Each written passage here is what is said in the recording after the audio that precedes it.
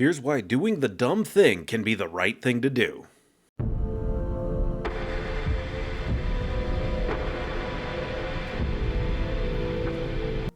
Hello there, everyone. Welcome back down here to the Gamer's Den with me, your host, Jordan, your master of lore and storyteller extraordinaire, here with another quick tips for DMs, today talking about why you should let your PCs and the NPCs do the dumb thing. And we'll get into exactly what I mean there in just a moment, but with today's quick tips for DMs, it certainly fits a theme we've been going on about how to use knowledge checks in interesting ways, even the failures, how to use moments where you've been wrong with your read on a situation or on your player characters, to use that to help enhance storytelling, enhance character stories and personalities, to bring out more details. And today we're going to talk about why you should let your NPCs do the dumb thing. And it's because it allows you to tell the players a lot about these NPCs and lets the players tell a lot about their characters without having to go on big exposition dumps. You get their personalities through by their actions, not just the words.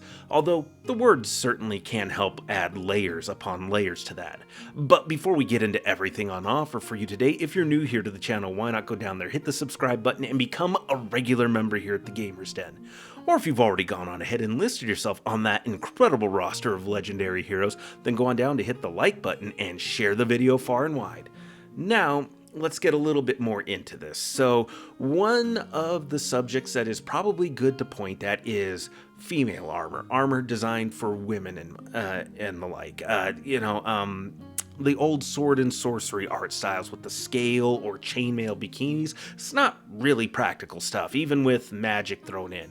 Unless, you go with what I saw in that webcomic where a lady had gotten her armor enchanted to look like bikini armor so that people would strike at perceived vulnerable points and completely miss that she was head to toe covered in plate mail. Absolutely love that. I think it's a great idea. Definitely something you should do to your players at some point. It'd be fantastic. But setting that aside, the way female armor gets depicted a lot, there's a lot of impracticalities to it. Even if there was an artistry to it, certainly one that appealed to the mind of a teenage boy or, a teenage girl, depending on the boy or girl in question, or neither if they don't fit either of those descriptors. But the larger point being, going back to armor, is that, there's a lot of impracticalities to it. I mean, even setting aside, the idea of like putting breasts on a breastplate for male armor, for plate mail. I mean, there's been discussions about, hitting that can feed a strike down in between the breasts into the chest right there, right into the sternum, and deal an incredible amount of damage, and how that point could be an incredible weak point there. But then you hear arguments about how it's still tempered steel, it's still domed, it's meant to protect you, and even if you strike here, it's a hit that's been deflected and it's still going to lose a good amount of its momentum. And I don't have access to anybody or the skill set myself to make a quality plate mail breastplate, and I definitely lack the skill to mold and shape breasts to the breastplate overall too. So I can't really test the veracity of either of those claims. And also in history, there wasn't a whole lot of armor made that way to begin with. But we are talking about a fantasy setting where that kind of skill could be possible, particularly with magic involved.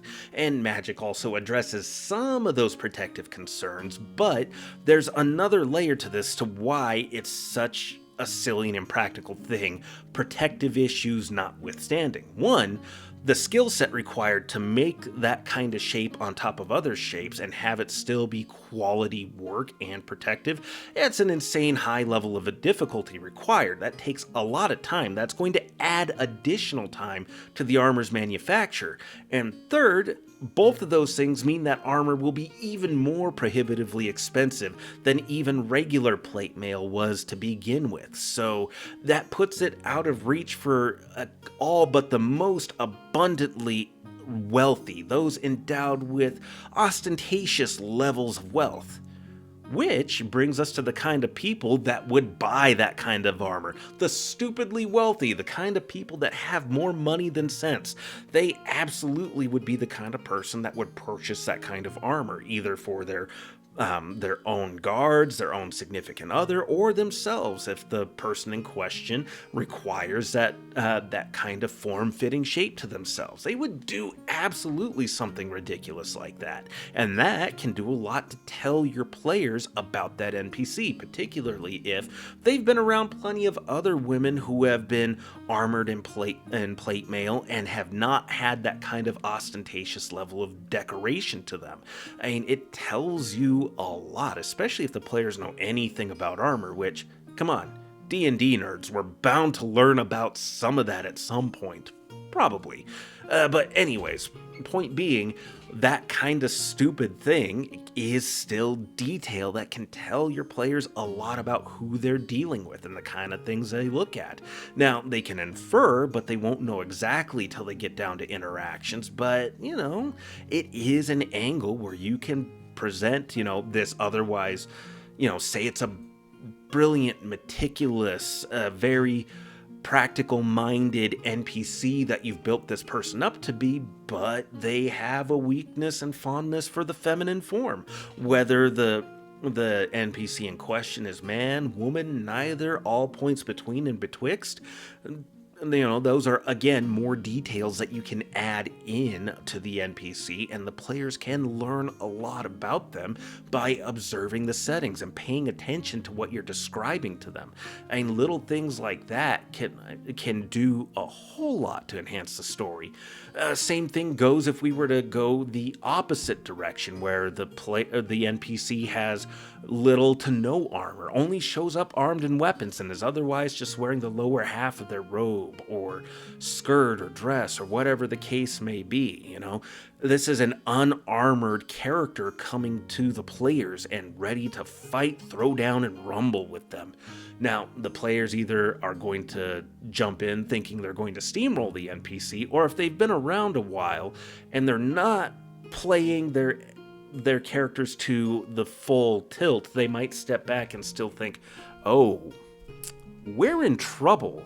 We're in trouble if this NPC is challenging our whole party single-handedly, armed with just their weapons and no other armor. They must have high dexterity, they must have layers of magic protecting them, they must have other incredible abilities, particularly if it's a humanoid NPC too. I mean, nobody's surprised that the Beholder or the Dragon shows up without armor. Dragon's already covered with armor and is massive and has an incredible breath weapon and spell-like abilities to supplement all their other combat prowess.